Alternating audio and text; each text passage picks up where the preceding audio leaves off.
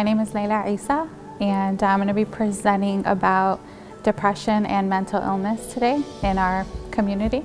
I'm hoping to just shed light on mental illness, and mental illness is a part of society, and we as Muslims, we're not immune from societal issues. So my hope is to really just come and talk about an issue that we so often are scared to talk about in our communities.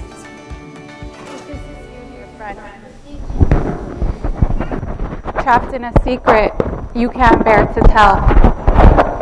Fighting the darkness for a moment of peace, sleepless in your troubles as your insides look for a way out.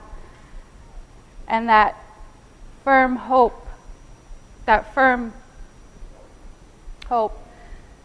pressed firmly against your hope, cries into a silence only death understands. I know what it's like to wash your face and still feel dirty. I know what it's like to be loved and still feel hated. I know what it's like to be alone, to see the flames within your own self, doubt your own self, berate your own self. I came close to the closest part of an ending, but I grew to love the beginnings that fall at the feet of every failure. I thought back on all the memories that had collapsed on me, only to see that today was only possible because I refused to stay down. I refused to be the mud, that part of the earth people walk all over. I let it go. I watched it leave, and that was a short part of a poem that I came across 3 years ago. That was not planned, I promise, even though he's so cute.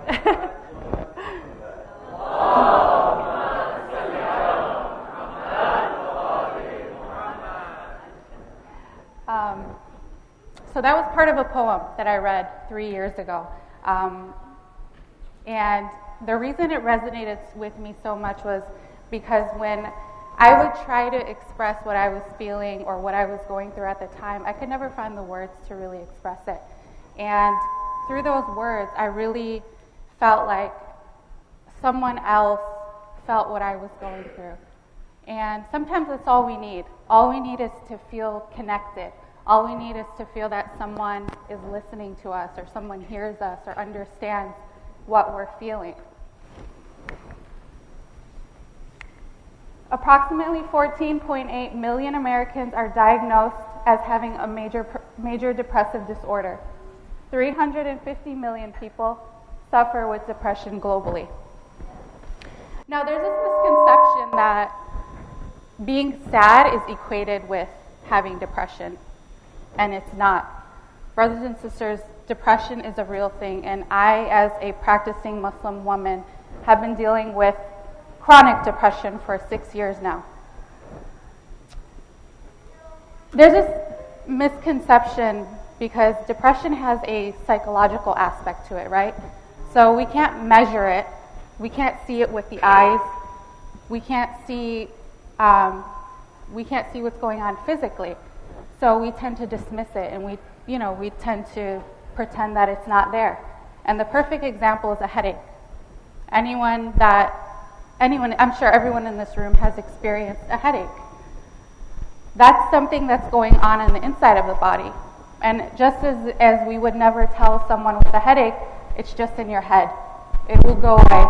Just go pray, just go read Quran, go do something, it will go away. Obviously, it will go away with time, but it's something real that is happening in the body. And just as we don't dismiss headaches, we need to really approach depression and really understand the seriousness of it and the effect that it's having on Muslims.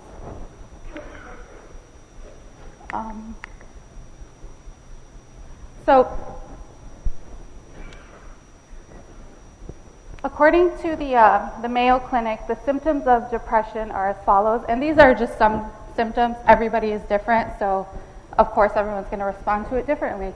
Trouble concentrating, restlessness, insomnia, weight loss, persistent feeling of sadness, and emptiness. Sadness is a normal cycle of mental health. It's a normal human emotion. We all feel sadness. It's something that comes and then usually goes, right, with time. But with depression, it's more debilitating. It lingers longer. It's more difficult to treat. Lack of motivation in things once enjoyed. Loss of interest, difficulty completing tasks, simple tasks, and last suicidal thoughts or attempts. Suicide, that's such a heavy word. It's not something that we ever want to talk about. No one ever wants to talk about something like that, but it's real. And I personally know people that have lost loved ones to suicide, and Muslims, practicing Muslims, that have lost their sons or their brothers to suicide. And I kind of was having a difficulty choosing my subject to come up and talk about, because my son Mehdi that you just saw, he has autism, and I was trying to decide to talk about autism or depression, and I really felt like my passion was more towards depression. Not that it takes away from any other subject, but I felt like I know so many people that are going through it, and I myself have experienced it, so why not share it? And I realized that, I didn't want to go up on the stage and talk about suicide, but I realized that if I want to be a part of the change, I need to start gaining the courage to start talking about things that we so often don't want to talk about and are scared to talk about. So the reason I chose it was because I really want to do my best to bring awareness to it. When I was at my really low points, I had really difficult times, and every time I come to this part, I start tearing up because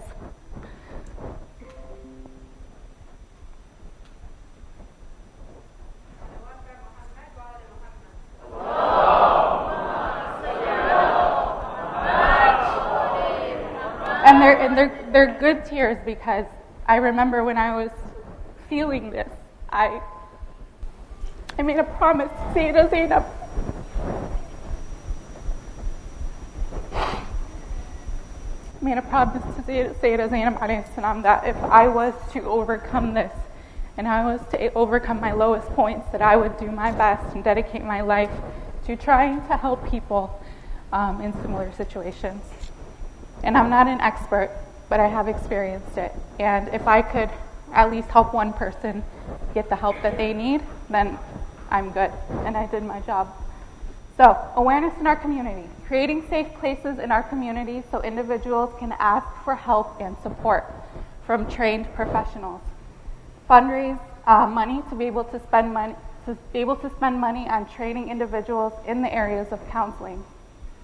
Organizing workshops and events centered around addressing and speaking about these particular issues. We have to be able to create safe places for men and women to be able to come and say, I'm not okay, I need help. And we need to make it, we need to normalize it in our communities. So using our social, also one more thing is, I love to do is using my social media for bringing awareness about depression or anxiety or what have you. And if you're someone in the room that doesn't know much about depression or is not struggling with depression, read up on it, because I guarantee you that someone in the masjid, someone in your university or your class, your neighbor, anyone could be suffering from depression. And at least you can read about it and familiarize yourself with it, so that if someone needs you, you can be there for them. And that's the point of Islam, right? Helping one another, empowering one another. So every 30 seconds, someone takes their own life. And just because we're Muslims, we're not immune from societal issues, like I said before. So let them know that you hear them, that you're there for them, and help them find the support they need. And when someone mentions depression or suicide to you, take them seriously. You know the story about one of my really close friends' brother actually committed suicide, and he was a practicing Muslim, and he had made jokes about it, and they didn't take him seriously, and he ended up, unfortunately, taking his own life. And we're so blessed because we were able to take the strength from the Ahlul Bayt, the stories from the Ahlul Bayt, and apply them to our lives. You know, when Sayyidah Zainab alayhi salam said, "I saw nothing but beauty," we can apply that to our own lives. Any difficulty we're going through, any challenge we're going through. Anyone that is in this room that is suffering from depression or knows someone, know that you're not alone. There are many more people that are dealing with it. Stay strong, keep striving with persistence, keep smiling, and stay patient. Thank you.